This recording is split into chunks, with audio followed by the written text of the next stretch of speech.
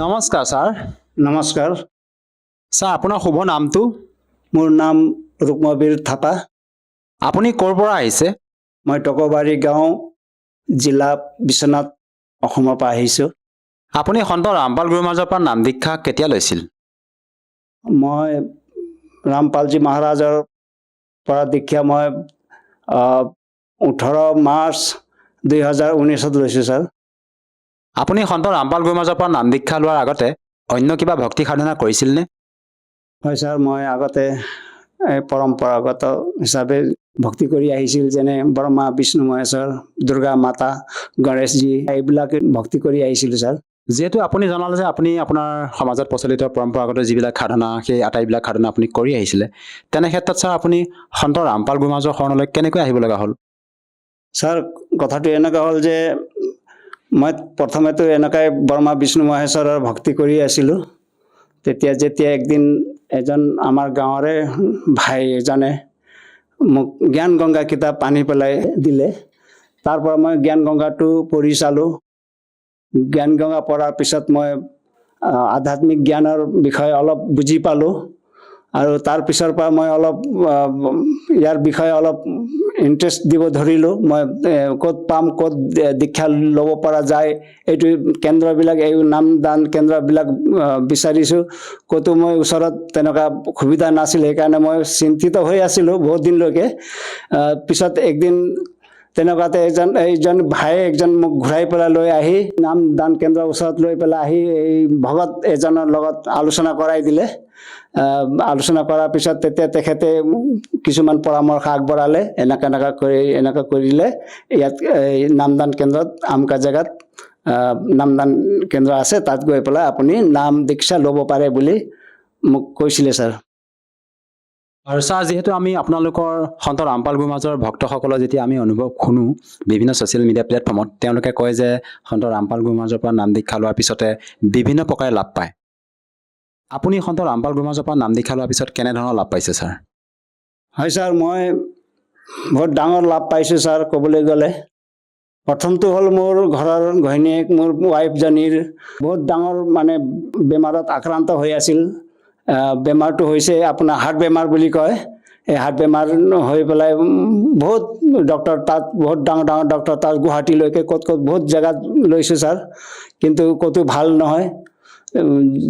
যিহেতু মই আকৌ আহি পেলাই ঘূৰি আহি পেলাই ঘৰতে আছোঁ, তেতিয়া এই সময়তে ভাইজনে মোক যোনটো জ্ঞান গংগা কিতাপ দিছিল, এইটো কিতাপটো পঢ়ি পেলাই মই তেতিয়া নামদান কেন্দ্ৰৰ জেগাটো বিচাৰি কৰি আহি মই নামদান দিয়াৰ পিছৰ পৰা বেমাৰটো অট'মেটিক ভাল হৈ গ'ল ছাৰ। তাৰ পৰা আজিলৈকে একো ঔষধ দৱাই পানী একো খুৱাব লগা হোৱা নাই। এনেকুৱাই অট'মেটিক এনেকুৱা পৰমাত্মাৰ আশীৰ্বাদত, ৰামপালজী মহাৰাজৰ আশীৰ্বাদত আজি সুস্থ হৈ আছে ছাৰ। ছাৰ, সঁচাকৈ আচৰিত কথা, এজন সন্তৰ পৰা নাম দীক্ষা লোৱাৰ পিছতে আপোনাৰ যি পৰিবাৰগৰাকীৰ যি মাৰাত্মক ৰোগ আছিলে, সেই মাৰাত্মক ৰোগৰ পৰা পৰিত্ৰাণ পাইছে। আমাৰ দৰ্শকসকলে এই কথাষাৰ কেনেকৈ মানি ল'ব? যিহেতু আমাৰ বৰ্তমান সময়ত চিকিৎসা পদ্ধতি উন্নত, আধুনিকতা এই যুগত আমাৰ উন্নত মানৰ চিকিৎসা পদ্ধতি আছে, তেনে ক্ষেত্ৰত আপোনাৰ পৰিবাৰগৰাকীক আপুনি ডক্টৰৰ কাষলৈ নিব লাগিছিলে। আপুনি ডক্টৰৰ কাষলৈ নিনি এজন সাধাৰণ সন্তৰ পৰা নাম দীক্ষা লৈ সুস্থ হৈছে বুলি কৈছে। আমাৰ দৰ্শকসকলে কথাষাৰ কেনেকৈ মানি ল'ব? হয় ছাৰ, মই কোনটো হস্পিটেলত লোৱা নাই, মই বহুত হস্পিটেলত ল'লোঁ। তেজপুৰ টুমুকী হস্পিটেল, TMC বুলি কয়, আৰু তাৰ পৰা লৈ পেলাই GMC, গুৱাহাটী GMC হস্পিটেলতো লৈছোঁ। তাতো একো উত্তৰ পোৱা নাই, একো ভাল ৰিজাল্ট পোৱা নাই।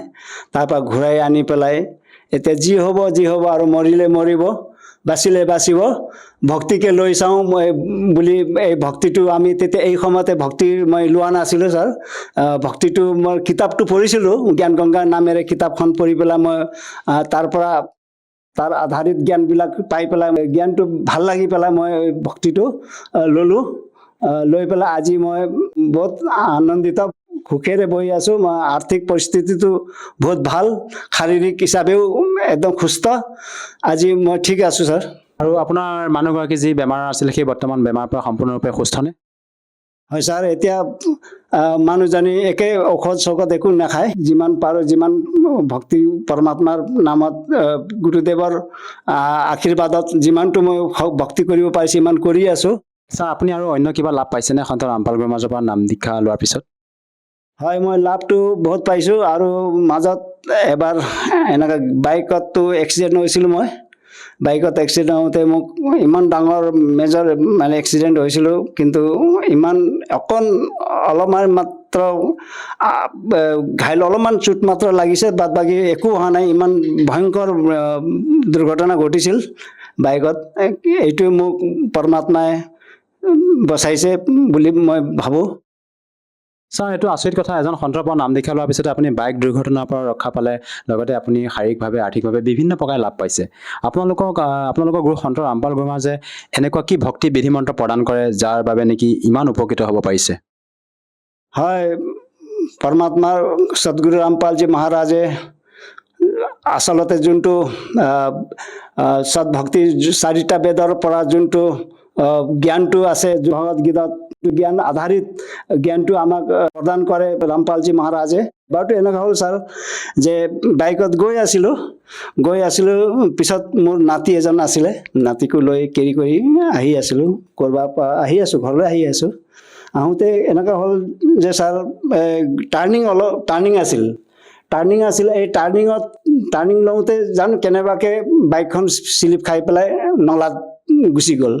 তেতিয়া নলাত যোৱাৰ পিছত নলাৰ পৰা মই যেতিয়া গিৰিলোঁ বুলি অনুভৱ কৰি উঠোঁতে মোৰ চেহেৰাত কিবা এটা পোক পৰুৱা এনেকৈ যোৱা নিচিনা লাগি পেলাই এনেকৈ কৰিলোঁ। এইটো কিন্তু পোক নাছিল, এইটো মোৰ ইয়াৰ পৰা ফাটি পেলাই ওলোৱা তেজ আছিলে। এই তেজ চাই পেলাই মই আৰু ভয় খালোঁ। তেতিয়া কি হ'ল বাৰু চাইছোঁ, তেতিয়ালৈকে মই বাইকটো চোৱা নাই, বাইকটো কি হৈছে ইফালে চোৱা নাই, হে পৰমাত্মা বুলি ভাবি আছোঁ। তেতিয়া নাতিটো ইমান ভাবোঁতেহে মই তেতিয়া 10-15-20 ছেকেণ্ড মান হৈছিল চাগে। তেতিয়া ভিতৰতেহে পিছত মোৰ নাতিটো একেবাৰে এটা টোপোলা নিচিনা হৈ ৰাস্তাৰ পৰা একদম ইমান মানে বিজুলী গতিত মানে আহি পেলাই মোৰ আগতে মানে পৰি থাকিল। তেতিয়া মই চকু খালোঁ, কি বস্তু আহি পৰিলে মোৰ আগত বুলি চালোঁ। তেতিয়াই মনত পৰিলে, মোৰ লগত নাতিও আছিলে, নাতিয়ে আহি পেলাই পৰিছে। তেতিয়া মই কি কৰিলোঁ, নাতিজনক ধৰি পেলাই ৰাস্তাত থলোঁ, এনেকৈ ধৰি পেলাই ৰাস্তাত থৈ পেলাই তেতিয়াহে চালোঁ আৰু মোৰ বাইকখন কেনেকুৱা আছে, গতিত আছে। চাইছোঁ বাইকখন ওলোটা হৈ আছে, চকাৰ ওপৰত চকা ঘূৰি আছে। তেতিয়া মই অকলে উঠাব সক্ষম নহ'লোঁ। গতিকে মই গৈ পেলাই তাতে ঘৰ অলপ ওচৰতে এজন মোৰ ভাই বন্ধুবিলাক আছিল, সিহঁতকে মাতি আনি মই বাইকখন চোল্টা কৰি উঠি তাৰ পৰা ঘৰলৈ আহিছোঁ ছাৰ। আৰু 2-3বাৰমান হৈছে ছাৰ এইবোৰ। ইমান দীঘলীয়া কৰিলে এতিয়া সময় নহ'ব চাগে, গতিকে মই ইমানটোৱে এতিয়া মই কৈছোঁ। মই ইমান এনেকুৱা ঘটনা হৈছে ছাৰ, এই পৰমাত্মাই মোক সদগুৰু ৰামপালজী মহাৰাজৰ আশীৰ্বাদত মই আজি এয়া ভাল সুস্থ হৈ আছোঁ। একো মানে এক্সিডেণ্ট, একো ঘাইল, একো চোট লগা নাই, খালি অলপমান ইয়াত চোট লাগিছে। এই চোটটো 2টামান টাক চিলনি হ'ল, ইমানেই। আৰু বাদ বাকী ইমান ডাঙৰ এক্সিডেণ্টৰ পৰা মই বচালে পৰমাত্মাই। ছাৰ যিহেতু আপুনি সন্ত ৰামপাল গুৰুৰ মাজৰ পৰা দীক্ষা লোৱাৰ পিছতে আপুনি যি বাইক দুৰ্ঘটনা আপোনাৰ যি হৈছিলে, আপোনাৰ নাতিৰ সৈতে আপুনিও জীৱন ৰক্ষা পালে। আপোনাক যিসকল দৰ্শকে টিভি-চেনেলত প্ৰত্যক্ষ কৰি আছে, তেওঁলোকক আপুনি কি বাৰ্তা দিব বিচাৰে যাতে তেওঁলোকেও আপোনাৰ দৰে উপকৃত হ'ব পাৰে? হয় ছাৰ, ৰামপালজী মহাৰাজৰ ভক্তি সাধনা ল'লে এক্সিডেণ্টটো কিমান ডাঙৰ ভয়ংকৰ ৰোগবিলাকো ভাল হৈ যায়। এইটোতো একো মামুলি কথা, এইটো সাধাৰণ কথা হয়। গতিকে পৰমাত্মাৰ চৰণলৈ আহক, সৎভক্তি কৰক। মই যেনেকৈ উপকৃত হৈছোঁ, আপোনালোকেও তেনেকৈ উপকৃত হ'ব পাৰিব। ছাৰ যদিহে কোনো লোকে সন্ত ৰামপাল গুৰুৰ মাজৰ পৰা নাম দীক্ষা ল'ব বিচাৰে, কেনেকৈ ল'ব পাৰিব ছাৰ? হয় ছাৰ, আজিকালি বহুত সহজ আছে। আজিকালি হাতে চবৰ হাততে মোবাইল আছে। গতিকে আপোনালোকে ইউটিউব বা ফেচবুকত গৈ পেলাই ৰামপালজী মহাৰাজৰ নাম চাৰ্চ কৰিলে তাতে সৎসংগটো আহি যায়। এই সৎসংগৰ তলতে এটা নম্বৰ আহে, মোবাইল নম্বৰ। এই নম্বৰকে কণ্টেক্ট কৰি পেলাই আপোনালোকে বিনামূলীয়াকৈ নাম দীক্ষা ল'ব পাৰে। ধন্যবাদ থাকিল ছাৰ। সৎ চাহেব।